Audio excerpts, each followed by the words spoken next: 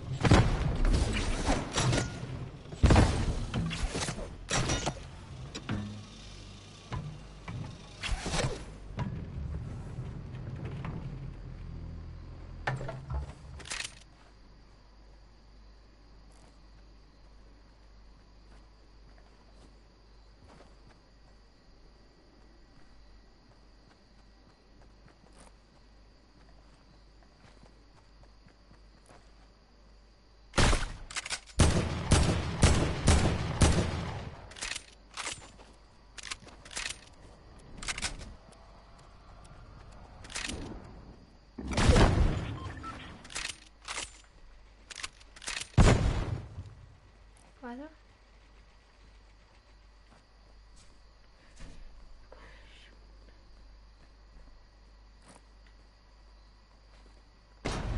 Modell. Ja, kannst du bekommen. Hier. Hast du.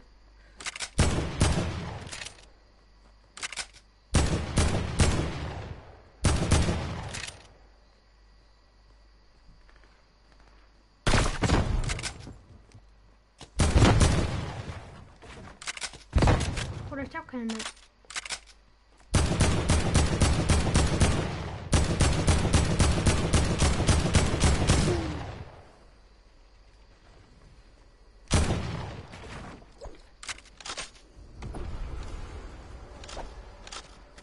Ich hab keine Eiermund mehr.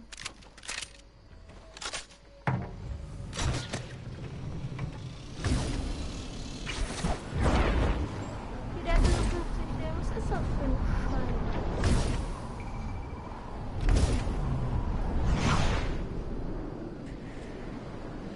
Ich hab den Mod gegeben. Aber mach bitte keinen Scheiß damit. Okay?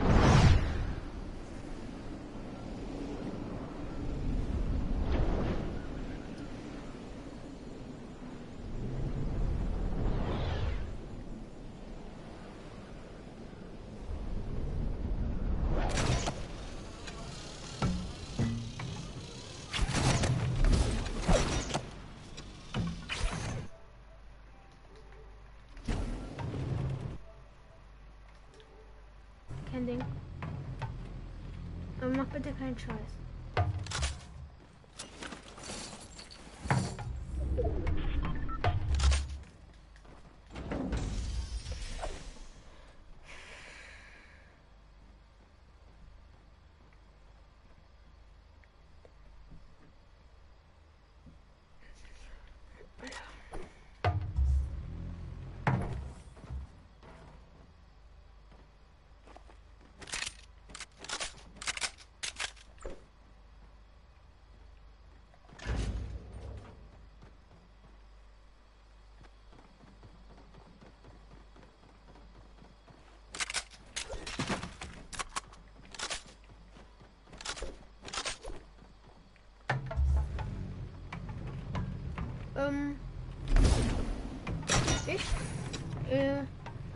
Also ich darf das nicht sagen eigentlich.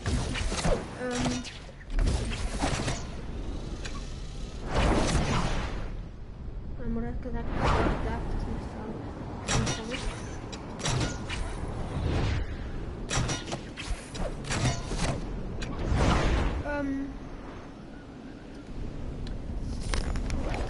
Ich sag so, ich wohne Chaos bis wohl.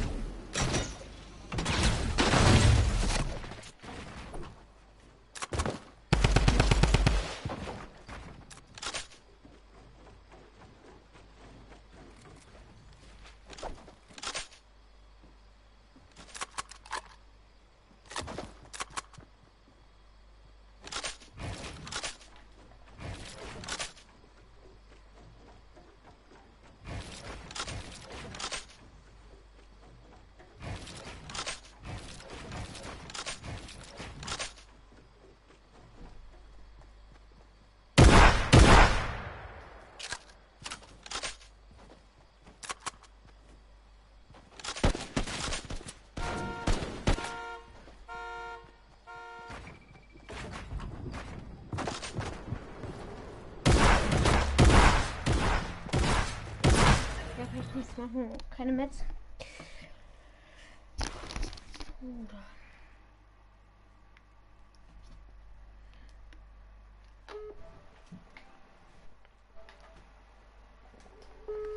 Drill hat mich angerufen. Jetzt erstmal wieder zurückrufen. Ja, Joy. Hier steht Verbände. Was ist das für ein Scheiß?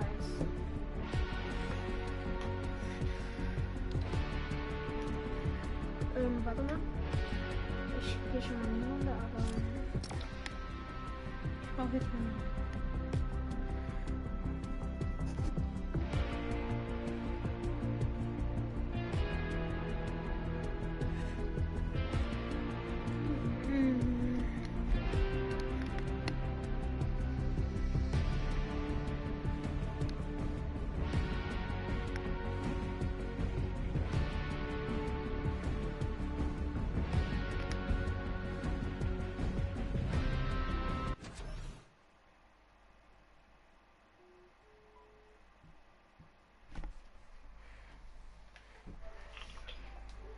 Joey? Hallo?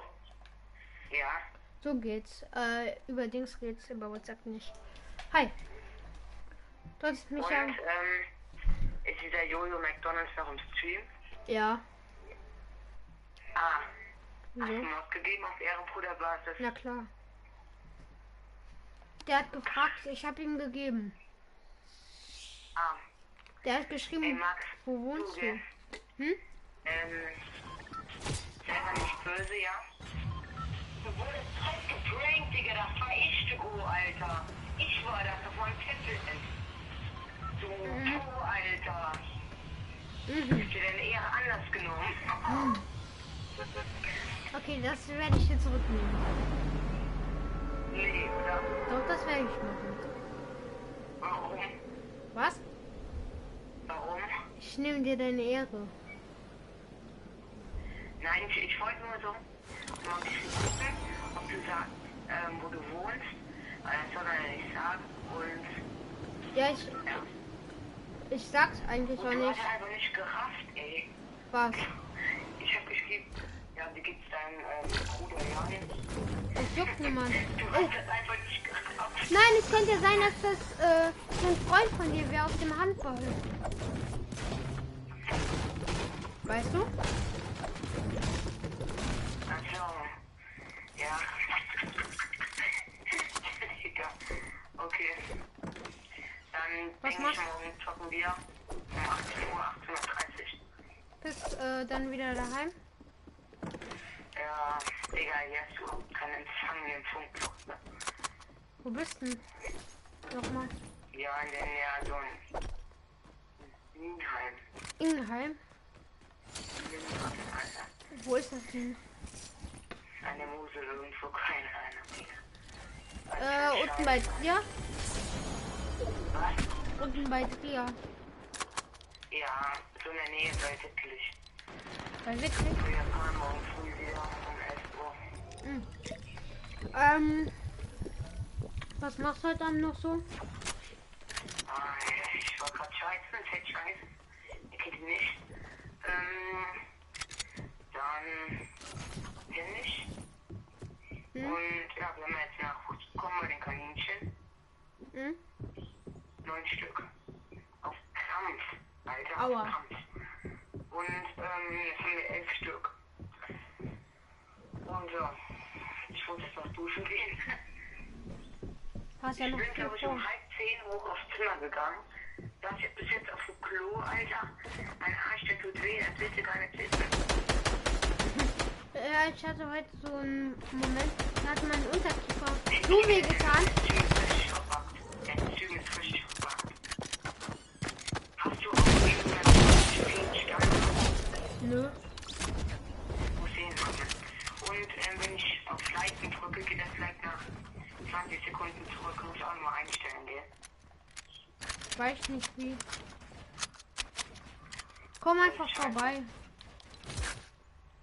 Hast du mein Loot gesehen? Nee, warte, was wir denn? Ich hab 720 HP 720p hoch. Jetzt hab ich das Leiten gedrückt. Pass auf, ich geh das wieder weg.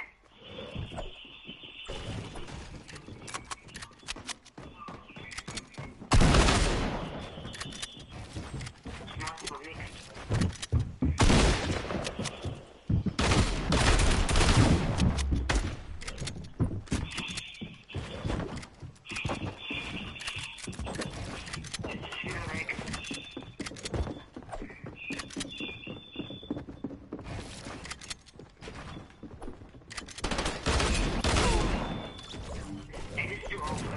Dreieck.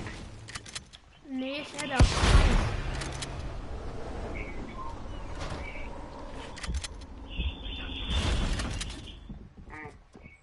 Aber ich hätte schnell. Guck hier. Guck, da müsste ich lange drücken. Hast gesehen? Und hier drücke ich kurz Kreis. Ich bin heute Morgen um 12 Uhr aufgewacht, habe meine PS4 angeschlossen und bin jetzt am Zocken. Fuck, Alter, ich hab vergessen, die mitzunehmen. Was? Wir hätten ja, Alter, jetzt fast 3 Meter auf dem Fernseher, Alter. Aua. Ich hätte die ganze Nacht durchgezogen. Okay, ich muss jetzt aufgehen, gell? Ja.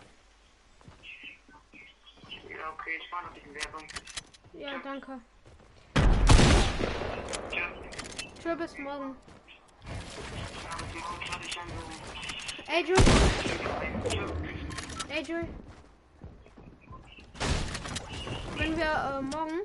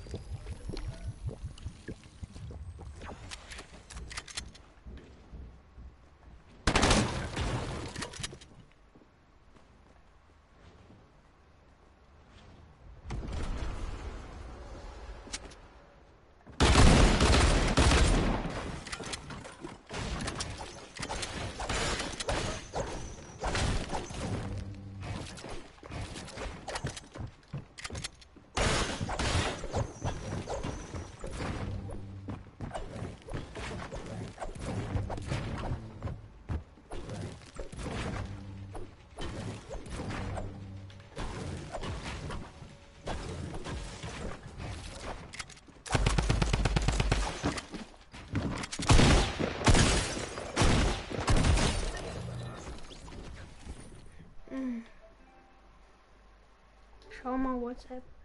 Warte.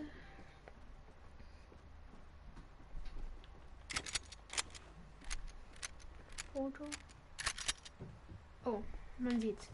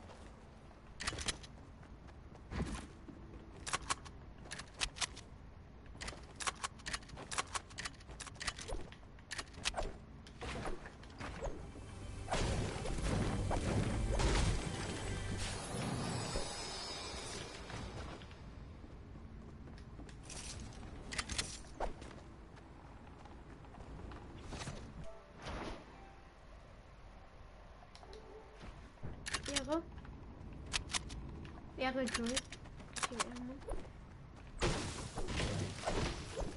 Ey, Joey.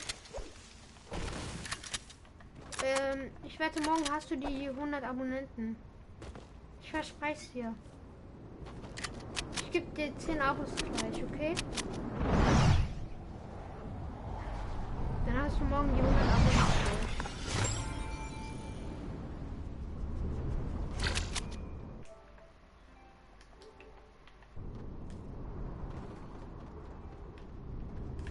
Hast du gehört, was ich gesagt habe?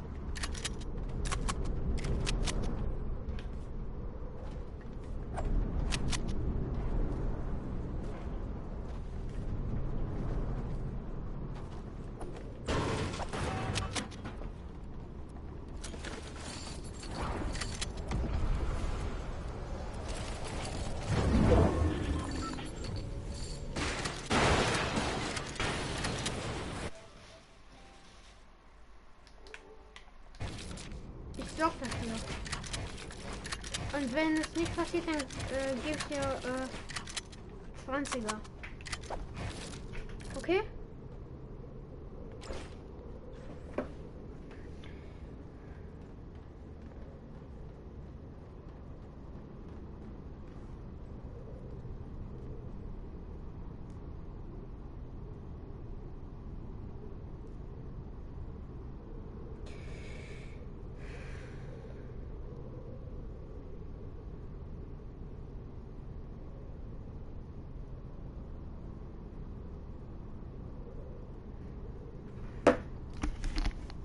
So.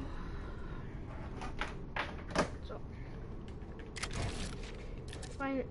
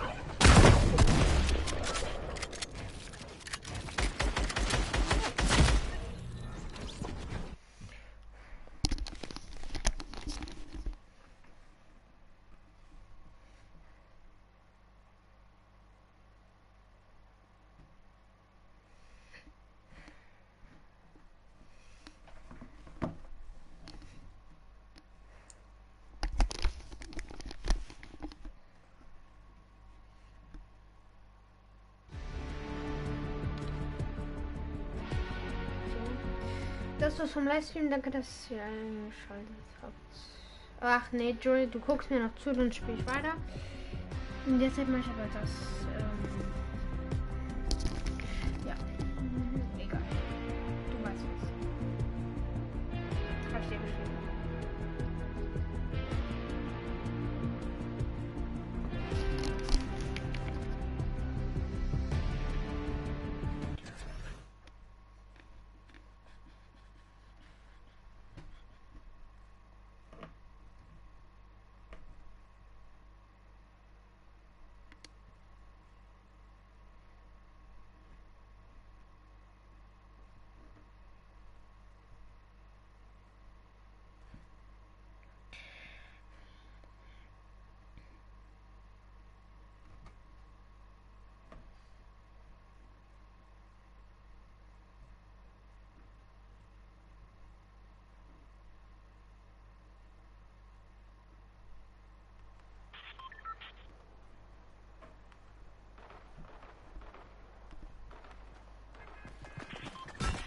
Hey, Joey.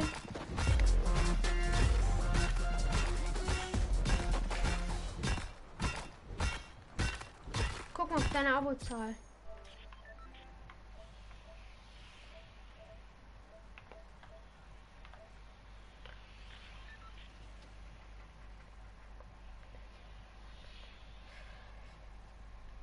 Okay, bis morgen. Und ich beende auch gleich den Stream. Also ich beende gleich den Stream.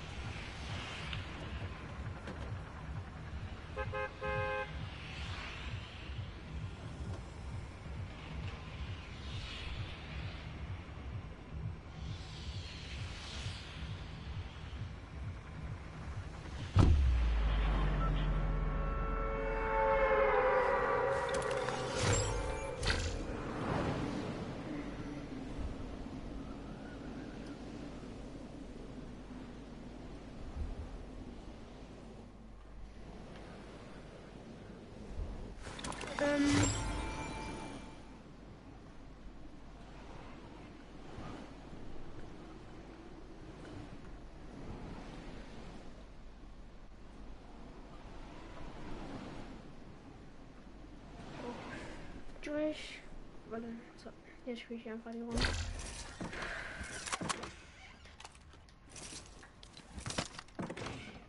Das ist die letzte Runde und dann geht der Stream auf.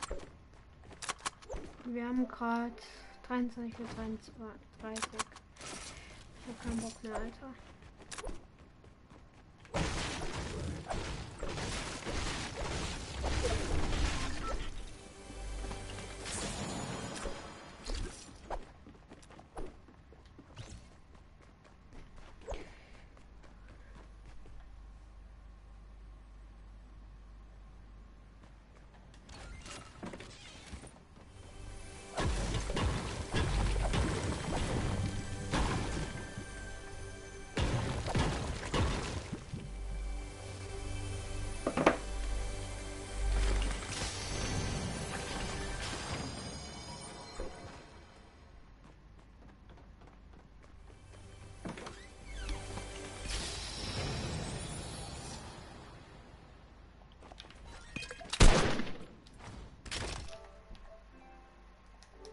Moin, Jan.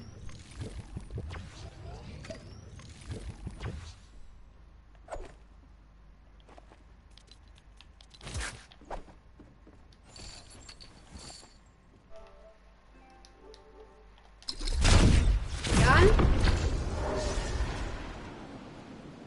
Danke, dass du zuguckst. Was?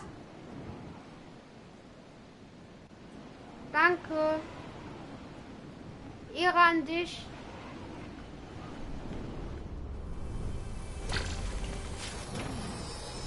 Der geht an dich, Jan.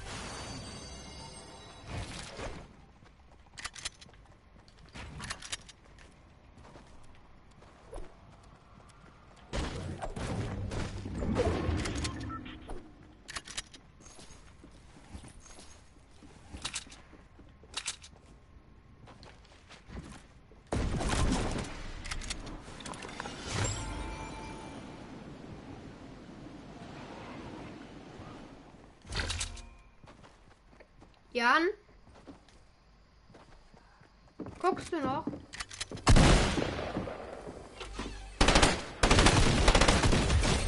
Jawohl. Danke.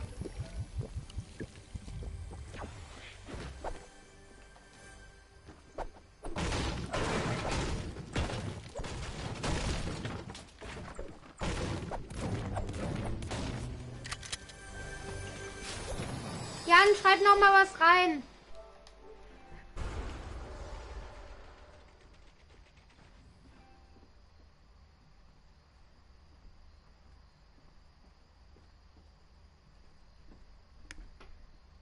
Jan.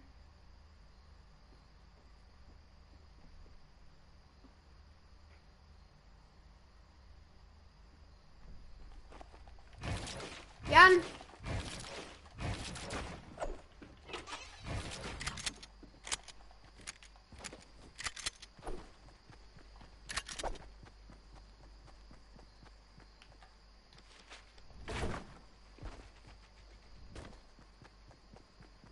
Jan, guck mal, was du hast.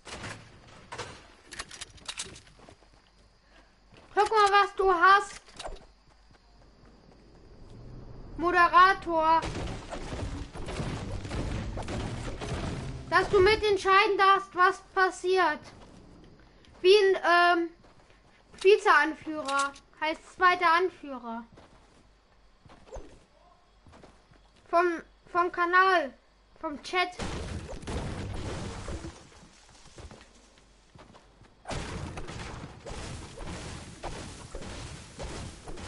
Ja, hallo. Ich bin der Couleur. Ja. Und ich würde gerne meinen Namen ändern.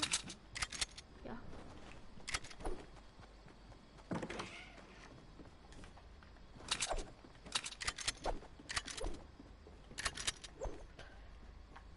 Warte mal.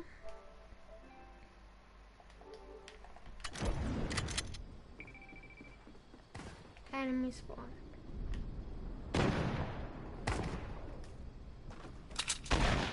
Ja, hallo.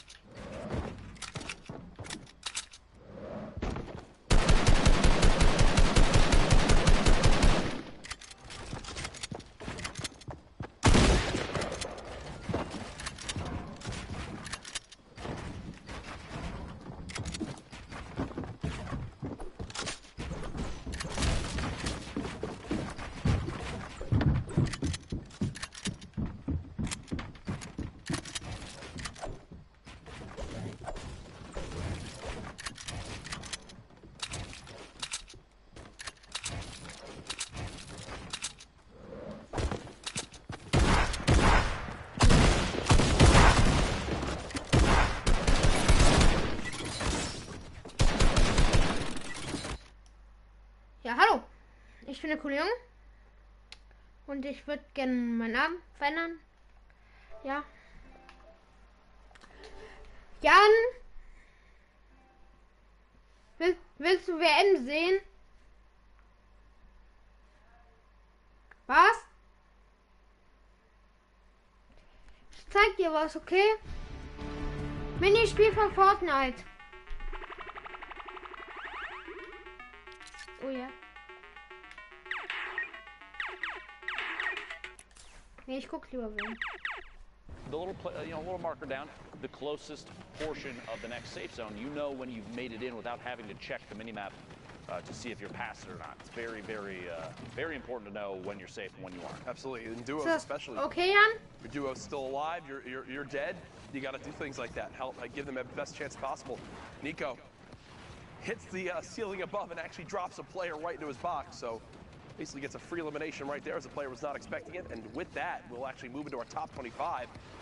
3 more placement points earned, Shadow Bomb being used, and the quick movement up this slight little hill begins as you see 72 hours on your screen, alive right now inside of a baller. He was in our top 10 earlier on, now no longer the case the last time we got a leaderboards update. Blue T in here as well. We're going to jump in with Nico live. 4 eliminations, 137 builds, a really good loadout. And Loom not doing too well on the bottom there. There was an RPG, doesn't opt to pick it up. Could have potentially swapped out the AR or the TAC AR for that. Doesn't do so though, no big deal. 19 points now, catches a player inside the same box, maybe 1 box over at this point with rotation. Moving forward, no time to waste here. You don't want to be stuck at the edge of the safe zone as a baller actually swings through and opens everything up. Nico forced to rebox very quickly, burning through the materials down to 32 metal. Keo from Cloud9, the very bottom of your screen. Look at 72 hours on height right Liquid now. 72 hours, top of the screen there.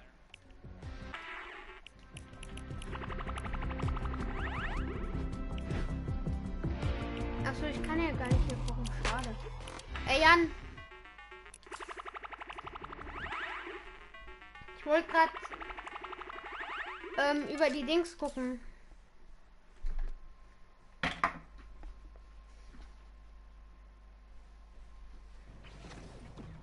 Kaizui, player rotating behind through the storm for just a second. 1 drops in, the heavy snipe does apply pressure. Kaizui goes down, it's Blue T from above. Oh my gosh, they actually, it looks like they traded inside the box, the trap and the shot. A quick swap there, both players going down at the same time. Meanwhile, all the way in the ultimate high ground for just a second there, we're in the top 15, but 72 hours from Team Liquid still in it. Blasian goes down. JoJo still in this as well, 10-bit just inside with a barely alive baller as Nico, the forefront of the storm. He's got a baller in the box immediately next to. Wouldn't be surprised if there was pressures. Yeah, I can tell. Whoa! All pulled into the rift. 3 of them. 3 players all the way in the sky. 9 remaining. And they'll gladly float this one out. Das Rift war grad richtig. Look at all the destruction going on down low. Just wait it out. There goes 72 hours. Did get dropped on down. It's like he went out 8th. Doesn't quite get the 7 points for a top 5. Shatang gonna drop past Deity with the ultimate high ground. Keo in the mid tarp. Pyro Boyle flying all the way past. Got players still stuck in the bottom. JoJo, the ultimate low ground. Shatang finds Keo inside a box. Nico and Deity fighting for the ultimate high ground. Ranch forced down a little bit too. We're in the top 5. Placement points going out for everybody. 7 now. Nico's so high up there right now. In the sky. Nico, the question does Nico have anything to wind up dropping down with? From our perspective, from what we can tell with Spectator, no, but that middle with it going up the hill, should now be all right. But look at how weak all these players are down low. The storm doing so much damage, and Nico more than happy to just keep building on up, keep playing this distance. Shatang gets 2, so winds up getting a lot of HP, but spraying, and it's all for naught. Nico just sits up there and basically idly wins that game. Pretty easy. When you got the high ground like that, building in brick, there's no chance of him getting shot down at all. And what I'm loving to see here, Ben, is this players doing a good job of calculating when they're on height, if they need to challenge or not. That's like 2 or 3 games in a row now where the person on height has just sat up there, let the storm do its job, as long as you tag them once.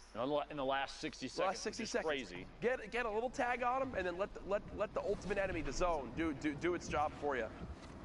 1 hour and 15 minutes left in the queues until NA East solo qualifiers for the Fortnite World Cup Finals are over. If you're trying to get your 10 matches in, now's the time to do it. 44 players left. Speaking of those 10 matches in this match, Attack AR, the blue combat shotgun, minis, shadow bombs, sitting on the edge of the zone.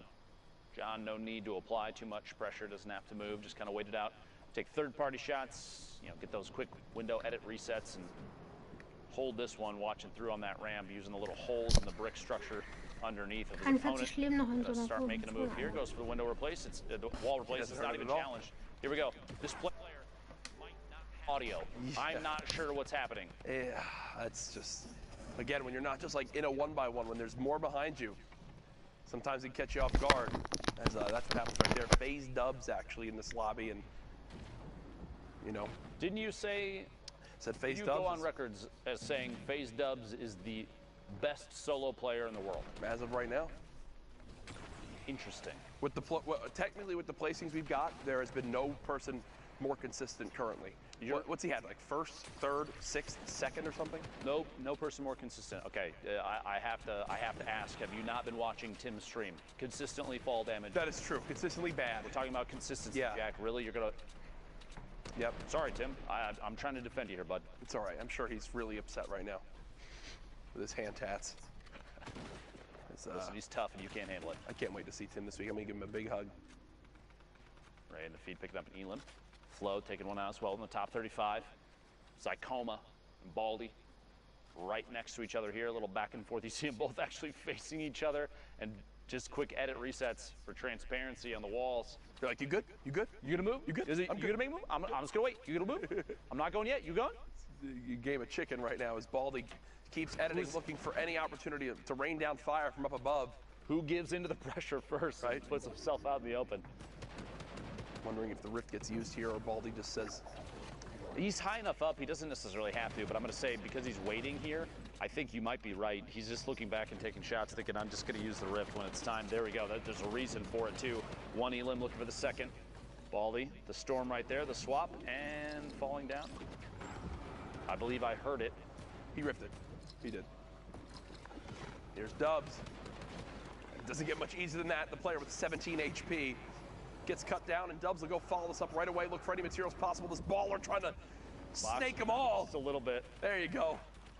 Now Dubs has made it on it and says, no. This is mine. This is mine. And whoa, 3 big shields, 6 minis. Oh gosh. That's a yikes. Okay, Dubs, not a fun time right now. Remember, when you're in the shadow form, you cannot edit. You cannot make any plays like that. So Dubs gets trapped in there and takes 80 storm damage because of it. Very fast edits on the tunnel there, moving forward. Basically not letting go of the sprint the entire time. Look at these, walling and editing a corner out every single layer, burning through materials very quickly, but dude, a very stable base to make a move. It just set in how insane the Battle of Regions is going to be at the Fortnite World Cup. Like Mongrel, Mr. Savage M, are going to be repping EU that I know all of Europe's going to get behind. You've got the likes of Dubs, Tfue representing NA. I mean, it's going to be absolutely ridiculous. The best players from every region. Yeah. Making their way to one stage. I'm gonna have heart palpitations, Jack. Bro, it's going to be one of the most insane events of all time. There's just no doubt in my mind about that. Bez loves Shane being pressured now by Dubs. Dubs did get a solid shot down range. Unfortunately, shotgun not reloaded, so we'll have to take a moment there to let that weapon reset. As now the zone going back the way it just came, so. Less than 50 builds now. Dubs, 70 HP, has a chance, just kidding, 100 HP. A little misspeak there, 11 players left. Freak Twinkie goes down, shots from above, another player. Title shot found outside of a window, looking through for a peek, potentially, doesn't quite get it. Shots in the back instead, a big trade out there. The legendary combat shotgun.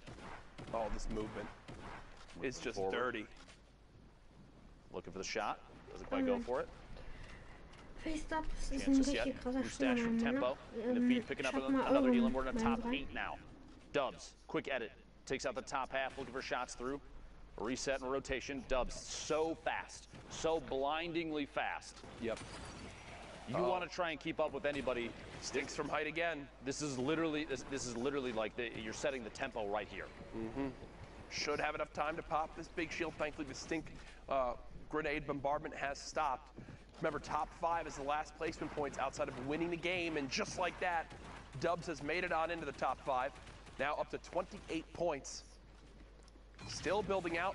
Turret comes into play for that extra health on the build so it doesn't get shot down.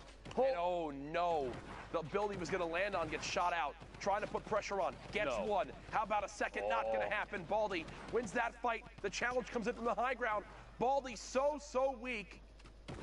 How will he make this pop? How will he make this happen? Baldy spraying frantically, trying to get this player to fall on down. 4 HP. There's no way, right? I mean, there's no way, right? There's always a way, Jack. Don't count them out just yet. Baldy, one tick of the storm ends this game. The player was building with metal, and there it is. Yeah, that's it right there. John holds the high ground, the last second victory royale. He was one of the first players we jumped on board with in this game. Lock it up. Locking it up. Yeah. Sitting on the top of the hill and ends up paying off big. Oh, yeah. Nice job there by John. See who will win that game. Victory royale. Shout out to Baldy, though. A good little performance at the end. Did what he could. That last second drop, though. It literally, he had it all up until that moment. Ton of fall damage in the drop in. Could not quite find an elimination outside the storm. Okay. Going backwards through a basketball. Wow, that's fancy. Whoa. I just got the chills. There you go, production. That's my cue. As we head into our next game, 51 players in this lobby when we hop on in. The northeast side of Mega Mall, 50-50 zone, and there's enough players left alive right now that Storm Surge is going to be an issue. Not for AJ, though. 320 damage above. Sees a player through that pyramid edit.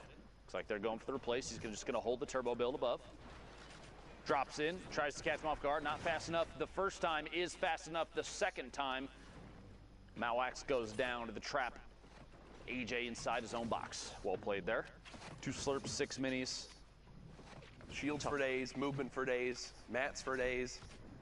AJ, these are the games that when you're set up, you're in your head, you're like, I need to make this a big one. I've got everything I need. And there's no other way to put it. These are games that will either go the way you need them to go and be the things that push you towards being able to qualify, or don't go the way you want them to go and legitimately tilt you for the rest of your day playing. Whoa. Speaking of tilt, phase tilt now on your screen. It's pretty good, right? Okay, Ben, Jesus. Did you take your meds yet? Is that a good enough laugh? Do you feel validated now, Jack? I do feel validated now. Thank you. Okay, it makes a difference. I'm out here for you, Jack. I know. 100 being popped. 50 now. No elims yet this game. 28 points. No in the feed. Picking up Zine.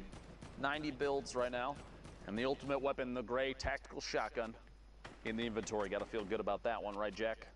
Oh, 100% agree. You said it's the best gun in the game, right? It is the best, arguably, unequivocally, the best weapon. Tilt, pick it up. Elam on Smoke Gabe there. Quick window edit resets, very common here. Position like this, you're basically smack dab middle of the safe zone. I don't know for sure if Tilt has any mobility besides the shadow bomb, so I would expect a door edit and push soon once he feels like there's too much on the line, if he's too close to the storm. But we'll see. Maybe a launch pad.